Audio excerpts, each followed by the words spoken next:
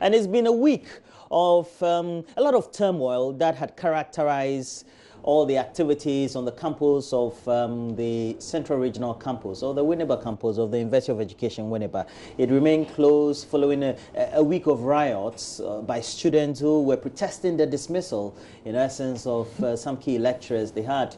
Subsequently, we had a Central Regional Security Council, of course, as a constitution mandate, headed by the regional minister, ordering the closure of the school to prevent further distraction to property at the time. Well, so we decided to put the issues into perspective because we know that from over the weekend there had been some sort of truce, especially with the key players playing those key roles. We had Member of Parliament for the Fute area, Afenyo also in the thick of things, Kennedy Japan, Member of Parliament for Asing Central, who had also been sent there as an emissary to resolve the difficulties, and the Minister of Education, Dr. Matthew Opoku Prempeh, also being in the thick of things to make sure that there was some calm that was restored.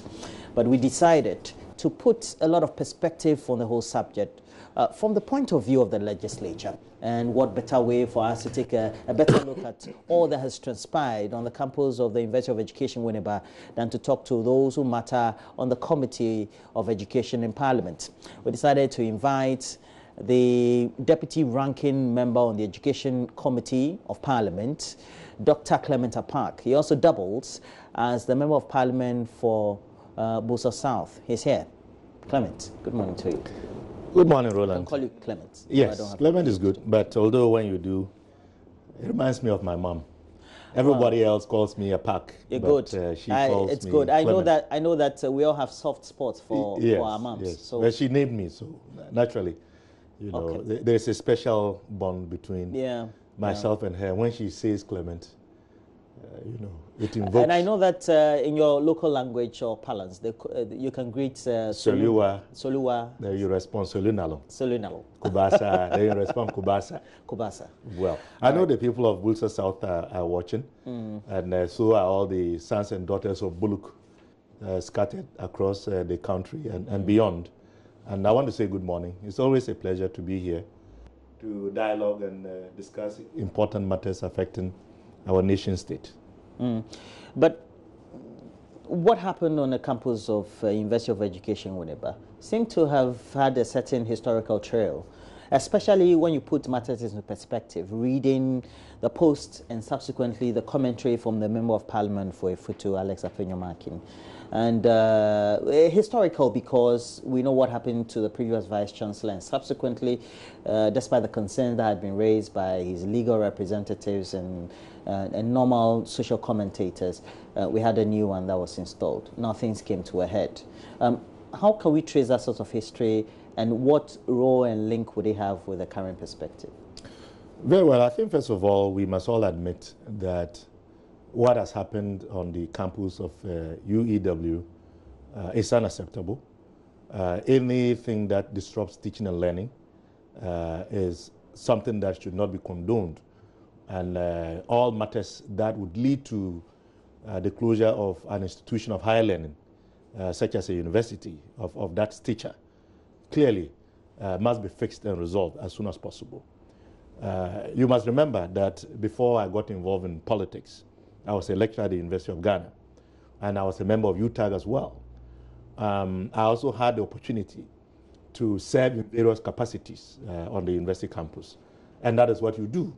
So I know what it means to be recruited, the processes of being recruited to serve as a lecturer, and how rigorous that is in terms of time, in terms of resources, in terms of demonstrating your capacity and your competence to be able to lecture. And even after you are appointed, it is not just your academic responsibilities, in this case being a lecturer, but you are also assigned non-academic responsibilities. So, for example, I was the manager of Radio Universe. It was a service that I was providing as a lecturer, but it was not academic. I was also the tutor of D Block Upper in Commonwealth. And I was on the academic board as well. So when you have a situation such as we have it, where the students, by and large, had to rise up to speak out because they felt that the environment was not conducive for teaching and learning, because somebody who was given the authority by council to serve as the chief disciplinarian and administrative head of the university was using, or in their opinion, applying his powers in ways that were inimical to their interests, then we have the chaotic situation that we are witnessing. Remember that even before we go back to the history of what transpired, the immediate cause of the current crisis at the university was because the students had cause to complain about the dismissal of their lecturers. And they felt that the processes by which this was done was not justified. And then if you trace back, we then get to hear the narrative from various interest groups, from UTAG, from the Student Representative Council. And all of these are groups that are stakeholders, and as far as the university structure is concerned. For example, the highest decision-making body of the university is the University Council. The council is usually chaired by a chancellor, or if you like, in our case, somebody usually appointed by the government of the day. But to ensure that there is proper representation of all the different stakeholders, there is what we call institutional representation. So the alumni, in this case, old boys and girls, they get to select one of their own to represent them on University Council. The SRC is there. The University Teachers and Workers Association, TEU, is represented. And of course, the University Teachers Association, UTAG, of which I was a member not long ago, is also represented. So when you have this body and the council installed, and the Vice Chancellor then reports to that council, and yet in the narrative that we are hearing, the Vice Chancellor then uses his or her personal powers or authority to engage in what many see as a revenge or a vindictive, attitude towards elements in the university community that he feels were not supportive of his style or how he came into being, in a way that then impacts negatively on teaching and learning. Then we seriously must rethink even the process by which the Vice Chancellor got into office. And I think that if you look at the arguments that are being made, we'll go back to the history and what happened, but the arguments being made, particularly by UTAG and other stakeholders, is that the fault itself can also be traced to the manner in which the Vice Chancellor was selected. Because usually, when there is a vacancy for a Vice Chancellor, the University Council puts together what they call a search committee with a criteria. It is advertised. And members of the university community are then given the opportunity to make recommendations or nominate persons who meet or qualify to become Vice Chancellor. Processes are followed, upon which one of them is then appointed by council to be Vice Chancellor. The question is this: within the context of the University of Winneba and the current Vice Chancellor, under whose auspices we are seeing this, were these processes followed? And that was part of the problem. This was part of the reason why different groups began to emerge, questioning the processes and procedure, and indeed questioning the authenticity and genuineness of the person who had been appointed Vice Chancellor. Now, you would have thought that given all of this background, the Vice Chancellor would have given the posture of reconciliation. In this case, trying to bring all the feuding parties together in a way that would let the past be the past, in spite of the fact that many believe that he was not selected on the basis of proper processes and procedure. So if he then failed to do that, extending an olive branch or trying to bring all others together, but rather chose to do the opposite, which culminated into that's the opinion, the dismissal. No, but it is documented that several people have been dismissed from the documentation that I have seen. At least about 30 of them, lecturers being demoted. Yeah. And I, as a former lecturer, I just can't fathom that. The processes that I had to go through to become a lecturer at the University of Ghana. So you think that You just don't wake up and the processes dismiss, for the dismissal a lecturer. Could not have just been arbitrary. Yes, okay. And this is the crux of the issue. And that is why the solution is not going to be an easy one, because the Vice-Chancellor's position, his posture, his conduct and his behavior has actually reinforced those who believe that he is not willing to reconcile. Yeah. There is a lack of trust. And so how do you maintain the status quo and expect peace and tranquility to prevail? That is the conundrum. And once trust is broken, it becomes a difficulty trying to get a buy-in from the publics that you tend to administer. And well, we're hoping that we can also, by showing you our next package, a recollection of what transpired so far and how the students also were in the thick of things as related subject of protests and concerns that had been raised on the campus last week.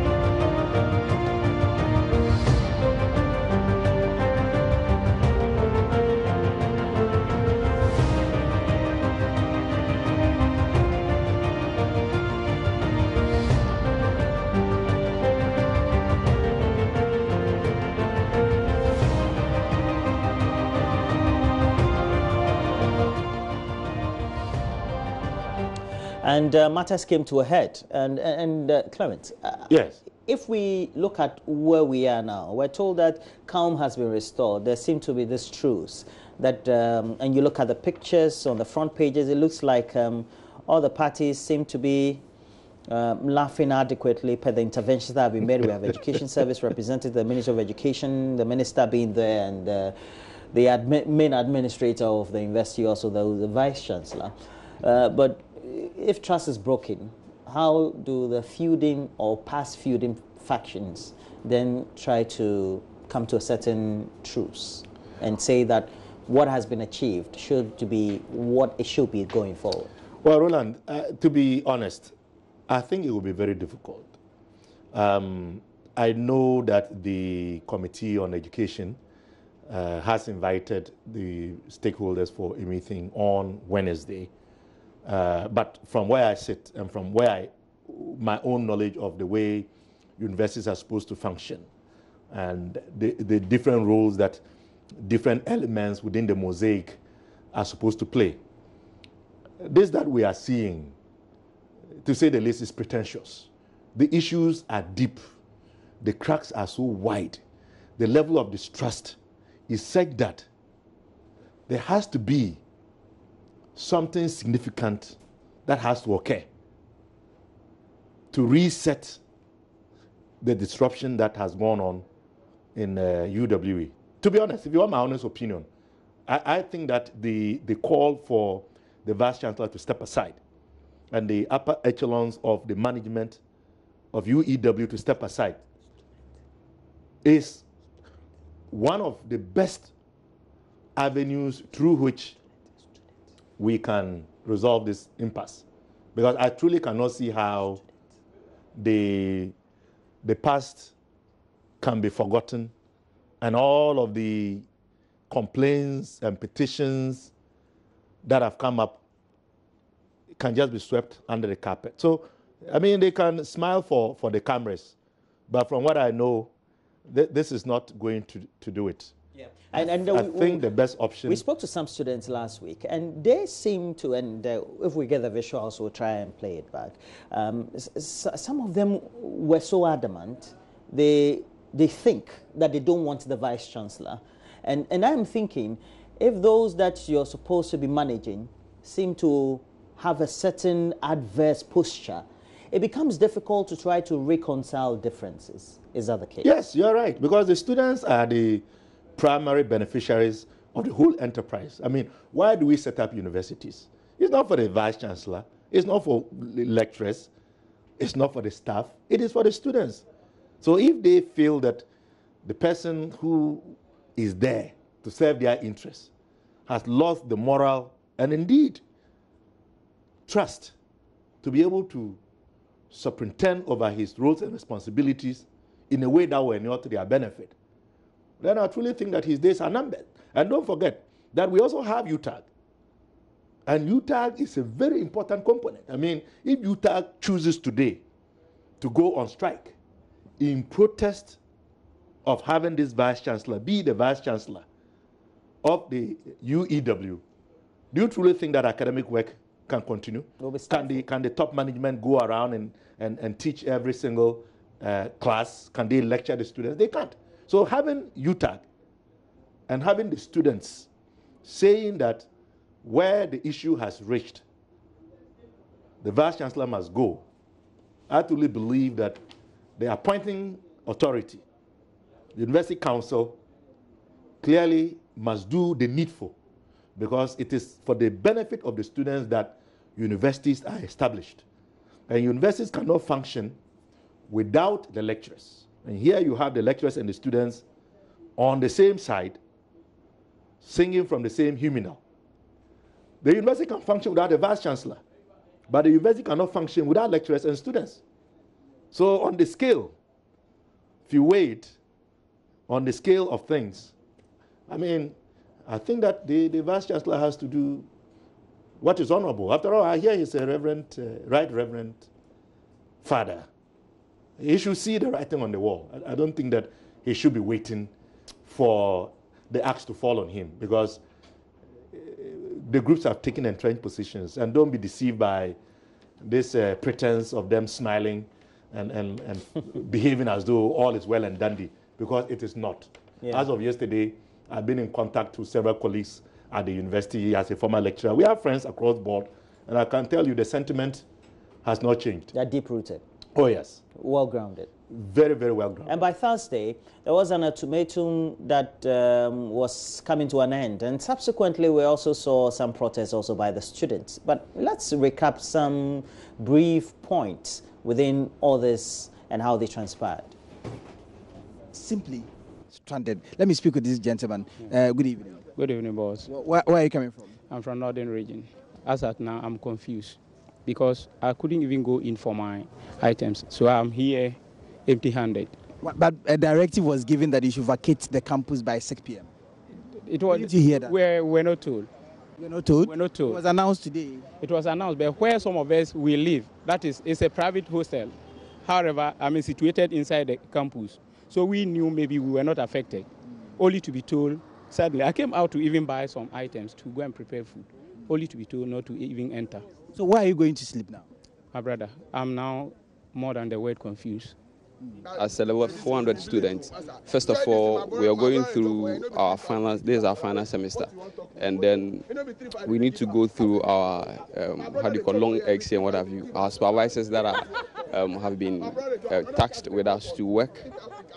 Personally, since the close down, all of us are going home. So tech, we heard that it was 10 days. So how long is it going to take? And then studies, you know, there was supposed to be, how do you call it? Quizzes that should be run from this week, from that's today through to next week. And then as it stands now, it means that we're not going to have these quizzes and what have you. And then personally too, I think that some people are to travel very far. And then with this distance, some people actually get into the middle of the semester. You know, some people are almost stranded down. They don't have enough. And so that is going to be one of the challenges that I think students would go through. And personally myself, I think as a 400, I think the main thing I'll be going through is that you have a challenge in even gathering data and then seeing your supervisor to even look at the work that you are doing, either it's right or wrong. And then level 400, we are supposed to graduate in July, this July.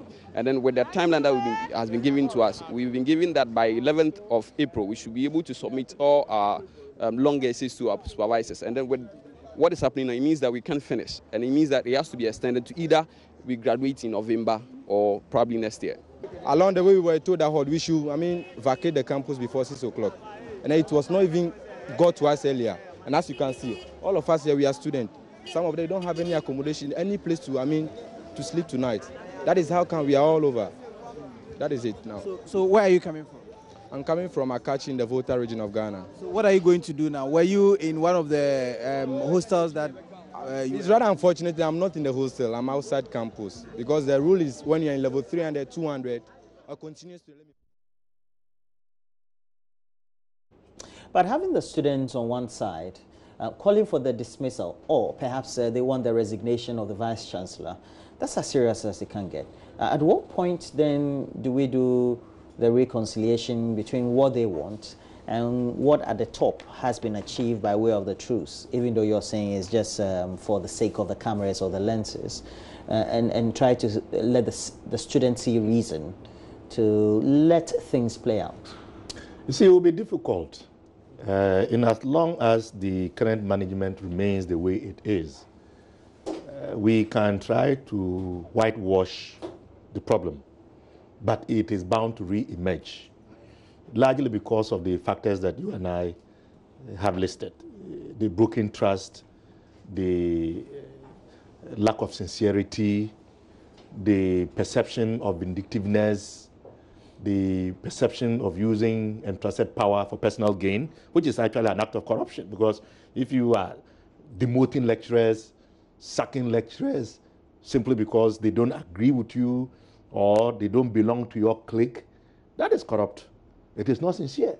And once you have these types of deep-seated differences and accusations and counter-accusations, it then makes it very difficult for us to have a meaningful solution.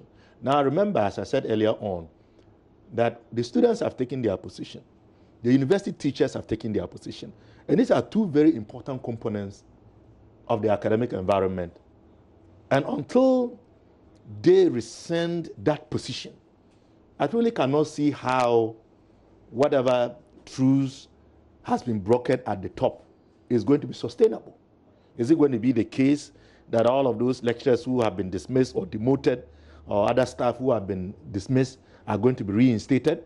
If they are to be reinstated, what then does that say about the processes that led to their dismissal or demotion in the first place? So it is a very complicated matter. And I truly think that if we are to be honest and sincere, and we are to go back to even how the Vice-Chancellor came into being, the process itself, and how many have questioned it, even including some of those that, quote unquote, he has victimized, then you see very clearly that it will be very difficult for him to continue to be in charge of the affairs of UEW. It is entirely impossible. So I would want to suggest that he does the honorable thing by walking away. If not, those who put him there, who have the authority to take him out of there, to allow for academic work to resume in a way that can also lead to reconciliation, need to do so by bringing in somebody else who can come and put the pieces together. Because as long as he continues to be present on that campus, the cracks are going to remain. And something else is bound to trigger it again. Is that what we want? For almost about 3 years or 4 years down the line, anytime we hear about this university, it is about these type of occurrence and development. Does that augur well for teaching and learning? Certainly not. And so I think that the students are very unlikely. Having been a student myself, a very active student in my day, a student leader, it will be very difficult to see how the students are going to rescind their decision. One person who played a key role in all this, leading a certain line of advocacy, is Alex Apenyomaki, a member of Parliament for Ifutu. Yes. And he was also very instrumental in the genesis of all that has transpired in the university, leading to an old vice-chancellor going away and a new one being installed. And if you look at public opinion, it seems to be sharply divided or mixed. Yes. Over whether he's towing a certain fine line in principle, or that he's not happy about certain precedents or certain actions. Well, how do you make commentary on this? Or you know, reconcile? it is a very interesting development. And you were right, because you can't have this discussion without mentioning him. He played a role, we all know. That he went to court, he had issues with the former Vice Chancellor, a lot of accusations involving procurement matters and contracts being awarded. There were even times where the suggestion was that he was seen to be fighting to ensure that people in his constituency directly benefited from what was going on in the university. Others have suggested that he felt that they were not getting contracts, and a lot of things that were going on that had economic benefit were being done to the detriment of his constituents. So whatever his motives may be, the fact remains that he has contributed to where we are today. Although from the recent narrative, the recent posture, and some write-ups that he has put up, it seems to be the case that he now feels a sense of regret, even remorse for the role that he played from the onset. And then you ask yourself, what has changed? Is it that perhaps the current Vice Chancellor, whom his effort helped to bring into being, has betrayed him? Did they have some arrangements, some quid pro quo that the current Vice Chancellor has reneged upon? So it raises a lot of questions, and that is another angle. And that is where the issue of political interference also comes in, because he is a politician.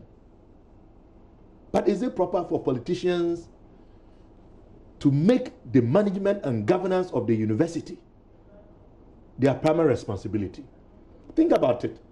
There are other politicians who also have universities in their constituencies. If they were all to adopt the same type of posture that my colleague Afenyo Markins has with regards to the university in his constituency, would that be acceptable? Would it be fair? And you know, it was within the context of all of this that my former colleague, another former lecturer, and somebody that I know quite well, Professor Raymond Atuguba, who is currently lecturing at Harvard, you know, and who was representing the former Vice Chancellor, had written, pleading almost, when information had come to the public domain that His Excellency the President was going to attend the investiture of the current Vice Chancellor. Raymond had pleaded. Perhaps he knew something that we didn't know, because we now see what is happening. It is almost as though the President endorsed a man who, instead of coming to reconcile a campus that was divided, has chosen to use that authority to do the opposite. And therefore, government and the President, in some way, must also be held accountable for the role that they played. Because by doing that, knowing fully well that this was not a Vice Chancellor, I speak about the current one, who was selected through normal processes and procedure, presupposes that they had an interest in having the current Vice Chancellor be Vice Chancellor. And so the political interference angle, I had hoped you wouldn't raise it. But it is a stark reality that we must admit, and it should be a wake-up call, that when we set up institutions, the political class has a responsibility to ensure that the rules, regulations, processes, and procedure are rightly followed. Because in the first place, if the current Vice Chancellor had been selected per laid-down criteria, perhaps what we are witnessing would not have occurred, because those who disagreed with the way he came into being would not have had cause to continue their advocacy. Now, we were told during the riots and the disturbances on the campus of the Kwame Nkrumah University of Science and Technology, and sharply also following yes. this, we have Very this unfortunate.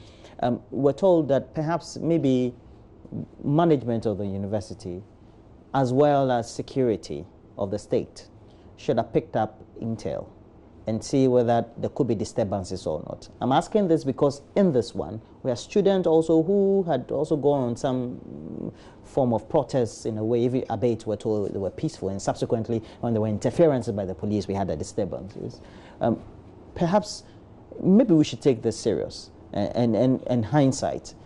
Look at where the flashpoints could be, that where you have an aggregation or congregation of many young people with a semblance of what is a feature or a characteristic of that form of demographics in our population.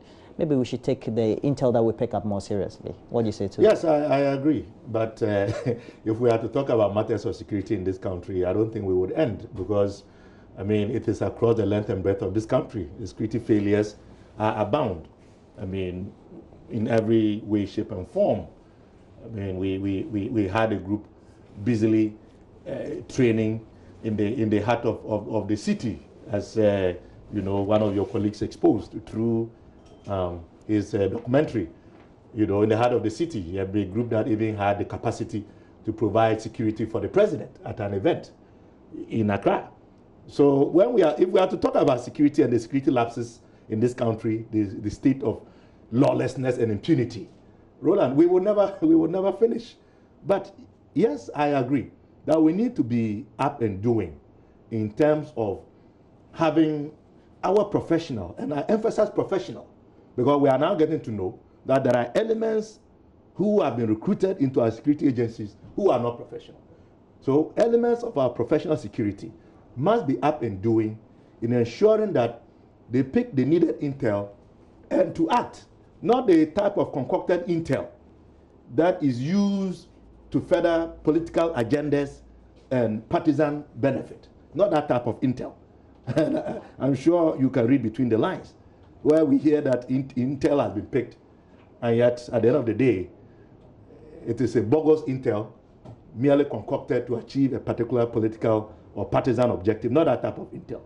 But we have a challenge, because how do we know who is a proper, trained, professional security personnel? And how do we know that those who are expected to provide the intel are indeed persons with the requisite training to do that, and that they are not going to be using that conduit as a basis to further a political or partisan agenda? So you are actually raising another issue that I hope down the line we'll have time to discuss, because Ghanaians are seriously worried, rightly so.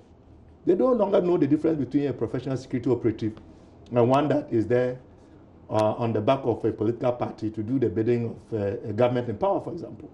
So yes, in principle, we need to do more in terms of intel, but practically, we must be wary of those elements that will be deployed to gather such intel.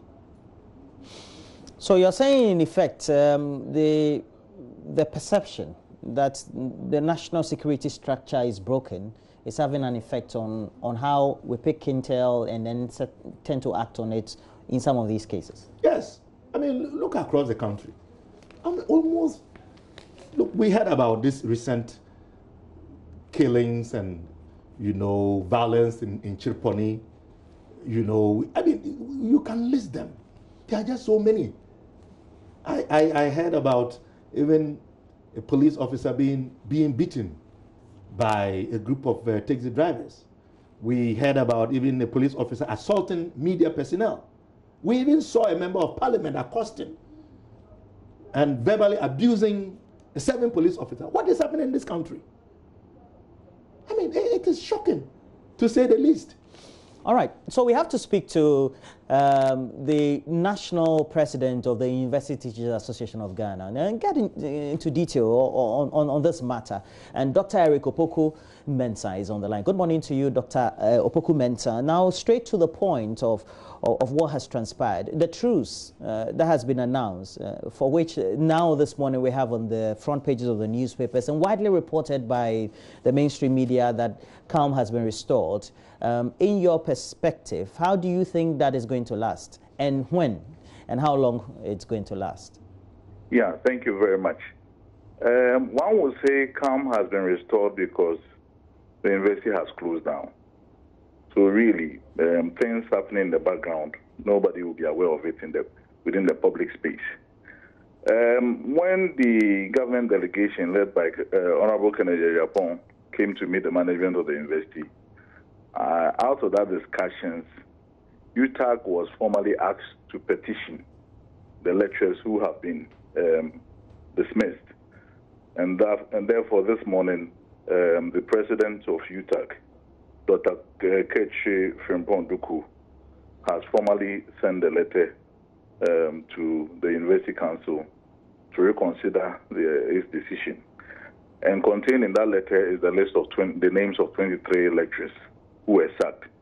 So we are waiting to hear the outcome of that decision once they receive the letter and the University Council takes a decision on it. And it's positive. Then we'll decide on what next steps to take. So that is what I can say for now. Okay. Do I get it that you're saying that despite the announcement that we have at least Dr. Ketche Duku, Dr. Sapon, and Professor Ephraim Avianso all restored, the others also, that will be the number 22, would have to again be reinstated? Otherwise, what happens?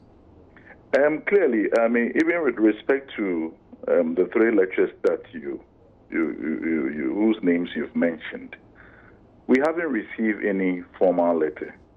These are just discussions that are going on. And until we receive a formal letter to that effect, we cannot even for sure say that these 3 lecturers have been restored. In any case, the letter that has been written by UTAG, which Dr. Frimpong-Duku is presenting to the council, contains their names, himself, Dr. Sapon, and Professor Avianso, and the others who had earlier on been dismissed relative to the larger issues on UEW campus. So I think that the discussion that went on was supposed to take into consideration all those, who have been sacked as a result of this larger problem. What happened with respect to the sacking of Dr. Sapon and Dr. Frimpong-Duku? Well, I will say it was the last straw that broke the camel's back.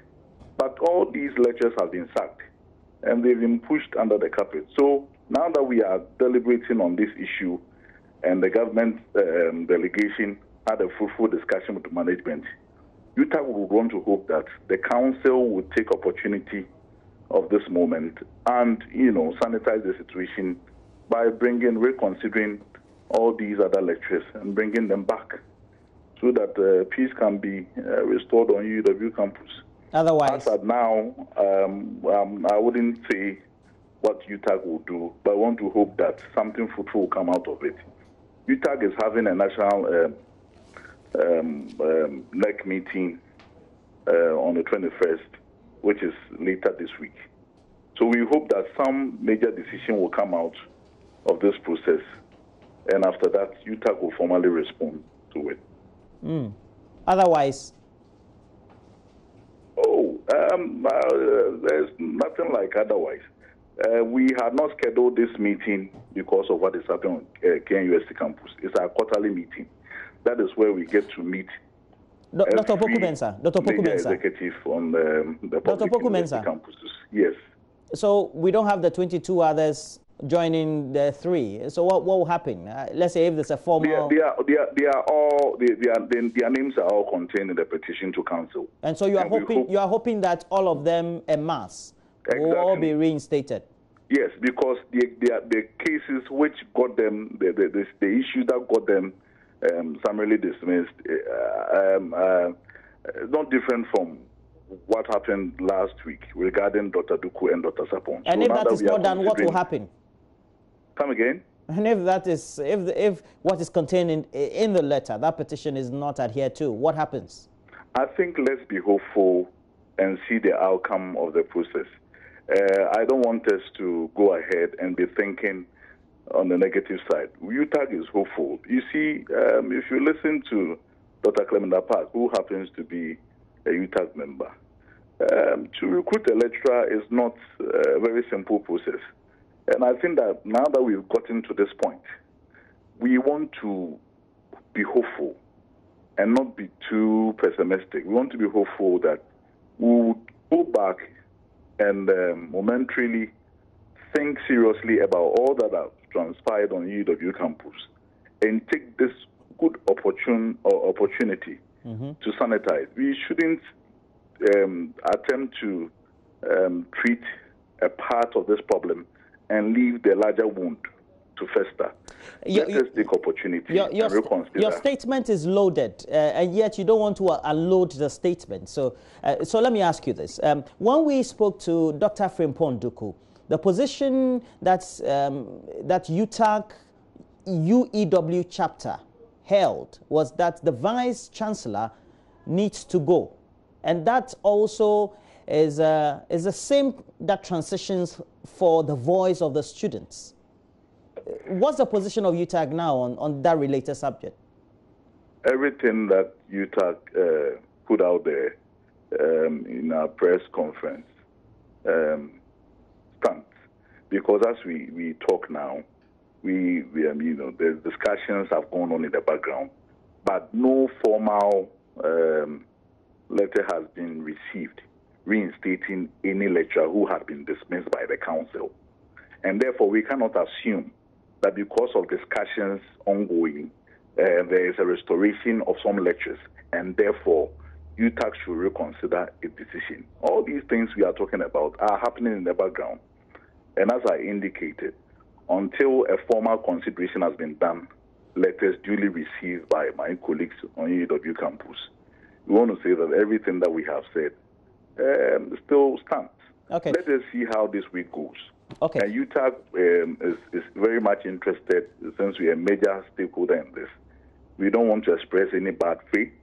So as I indicated, on 21st of, I think 21st is happening on Thursday or so, all the major stakeholders within our circles nationally are going to meet in Kumasi. And we hope that from today, being Monday to Thursday, if something positive has happened, it could certainly trigger, a different statement from UTAG. We want to examine the exigencies on the ground and decide what happens next. And I don't have the capacity to go ahead of the larger neck to make certain pronouncements, which has been sanctioned by the bigger body.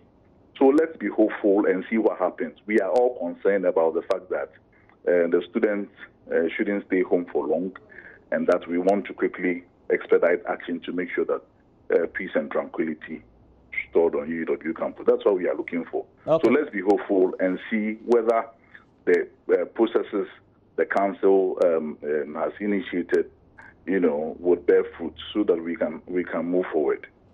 And before we let you go, just a last one. The Vice Chancellor is supposed to now go back and try to maintain a very cordial relationship with the parties after they have been reinstated. By your experiences, can this truce, so-called, that has just been introduced, so to speak, can it cure the bad blood between all the power among all the parties? Well, I think that you've been trying to find out more about that possibility with Dr. Apaak. Answering that question will be going ahead of NEC, because indirectly it will be telling, giving out information as what UTAG thinks the position of the Vice Chancellor is. I state again that so far as the issues we raised in the press conference are concerned, UTAG position still stands. We can only have that fruitful discussion when the petition, which has been placed before Council, has been duly considered. After that, we can come back and talk about the Vice Chancellor and, whatever should happen to him, as we have already indicated. So I would want to beg you and restrain from making comment regarding that. And as I said, let us look forward and be hopeful.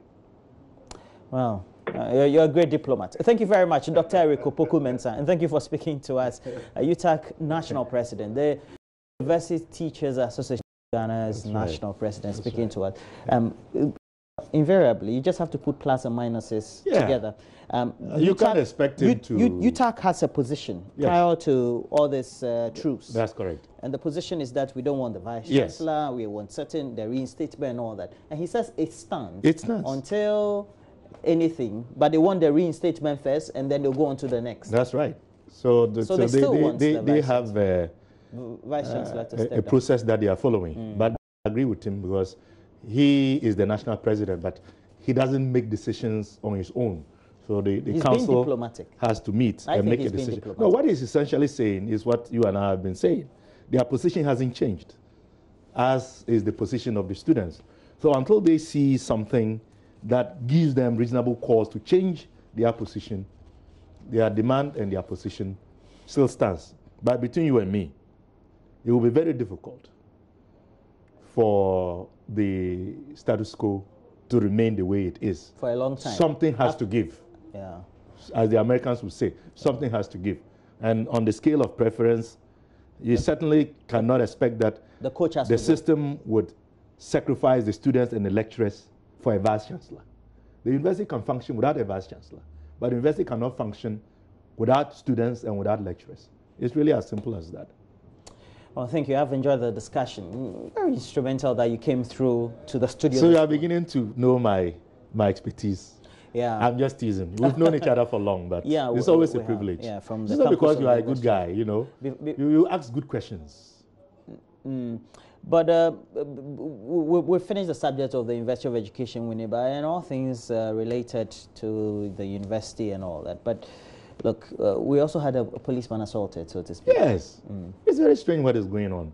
I'm very worried. Because you spoke on security, that's why I'm asking you. I'm worried about the acts of lawlessness and impunity in this country. The police also assaulted. Exactly my point. So what does that tell you? That the system is so chaotic.